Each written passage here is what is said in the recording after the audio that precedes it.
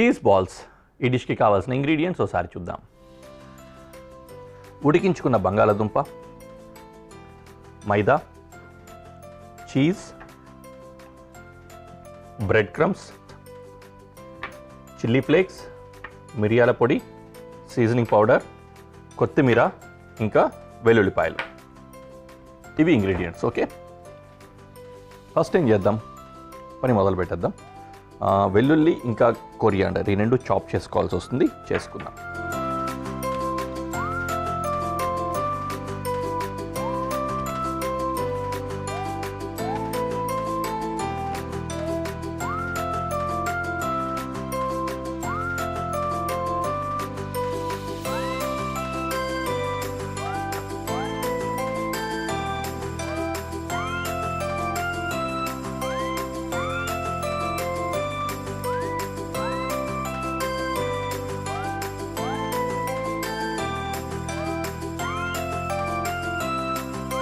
వెల్లుల్లిపాయలు ఈ విధంగా ఫైన్గా చాప్ చేసుకున్నాం.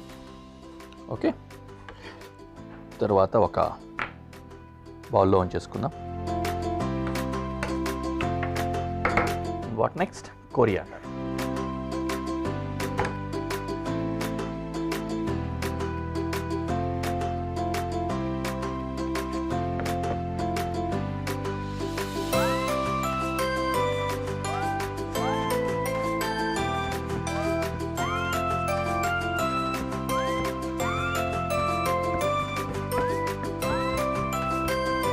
కొంచెం బాగా ఫైన్ చాప్ చేసుకోవాలి, అలా అని క్రష్ చేయకండి, నలిగిపోయేలాగా అయిపోకూడదు, కసురు వాసన వస్తుంది అప్పుడు.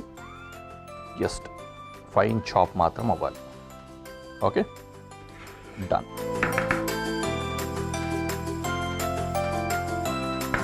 What next?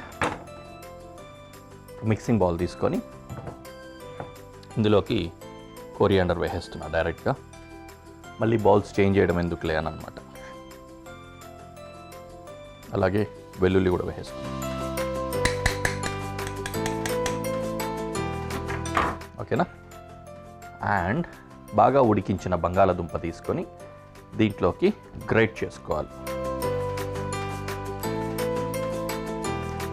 మన కాన్సెప్ట్ ఏంటంటే మ్యాష్ చేయడం, బంగాళాదుంపని మెత్తగా మ్యాష్ చేసుకోవడము. కానీ మామూలుగా నలిపినప్పుడు దాంట్లో లంప్స్ అంటే ఉండలు వచ్చే అవకాశం ఉంటుంది. అందుకని ఈ విధంగా గ్రేట్ చేసేస్తే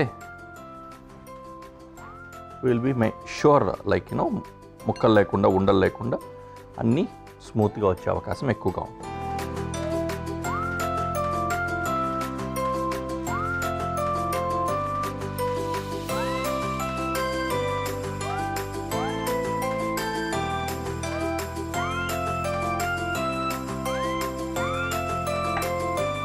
లాస్ట్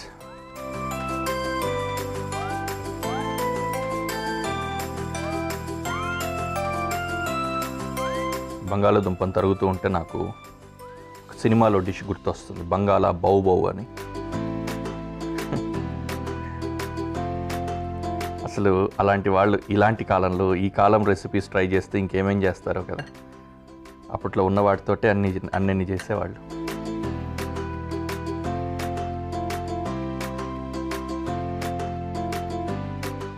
ఓకే, ఇప్పటివరకు బాగానే ఉంది. నా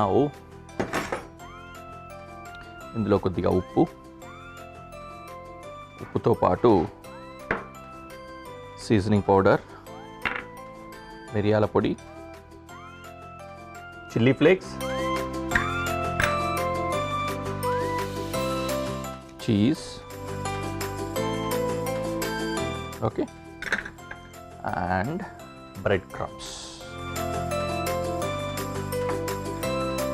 వేసి కలుపుకుందాం.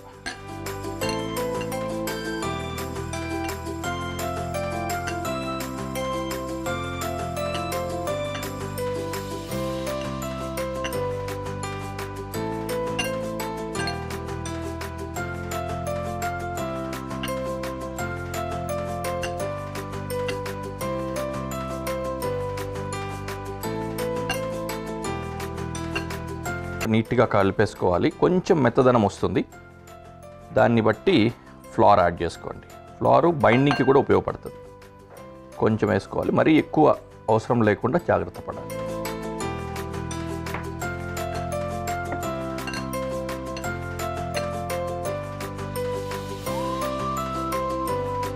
బంగాళాదుంపలో తడి ఎక్కువ ఉందనుకోండి, ఉడికించిన తర్వాత ఆరబెట్టకుండా అలాగే వేసేసుకుంటే పిండి ఎక్కువ కావాల్సి వస్తుంది. తడి తగ్గిపోయింది, కొంచెం ఆరబెట్టేసుకున్నాము అంటే పిండి తక్కువ అవసరం పడుతుంది.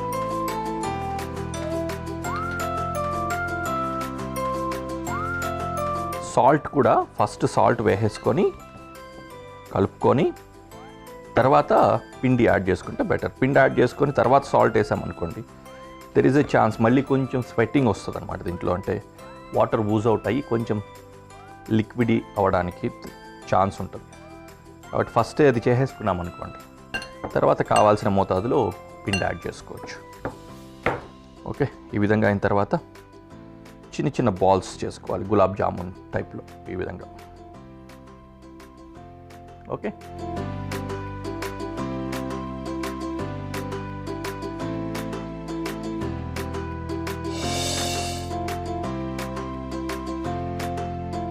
రైట్. ఈ విధంగా బాల్స్ రెడీ చేసుకున్నాం, చీజ్ బాల్స్. అలాగే ఇక్కడ పొయ్యి వెలిగించుకొని కొద్దిగా ఆయిల్ కూడా వేసుకున్నాం. ఓకే,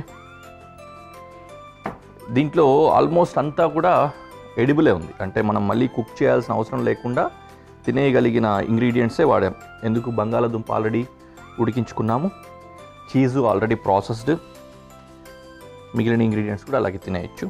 కానీ ఇది పెట్టిన తర్వాత బైండింగ్ రావడానికి, ఇంకొంచెం కుక్ అవ్వడానికి ఇది ఉపయోగపడుతుంది అనమాట. లోపల నుంచి కుక్ అయ్యి ఈవెన్గా రావాలి. Okay, balls ready. Now we will cook.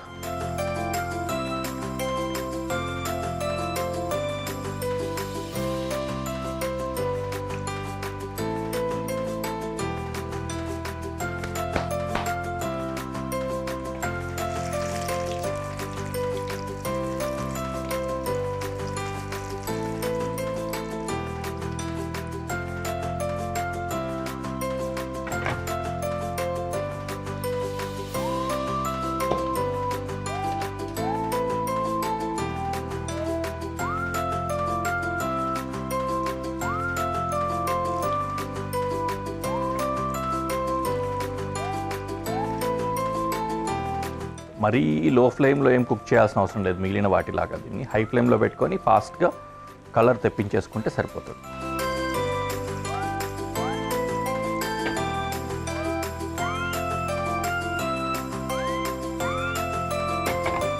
Nice కదా. అలా కుక్ అవ్వాలి కొంచెం, మరీ హాట్గా కాకుండా కాస్త చల్లగా అయిన తర్వాత చీజ్ అంతా సెటిల్ డౌన్ అవుతుంది. అప్పుడు ఇంకా తినడానికి, సర్వ్ చేయడానికి బాగుంటుంది. రైట్, గోల్డెన్ బ్రౌన్ కలర్, కొద్దిగా లేత రంగులో ఉన్నా కూడా బాగానే ఉంటుంది కదా. సరిపోయింది, it's almost done. We can go to presentation.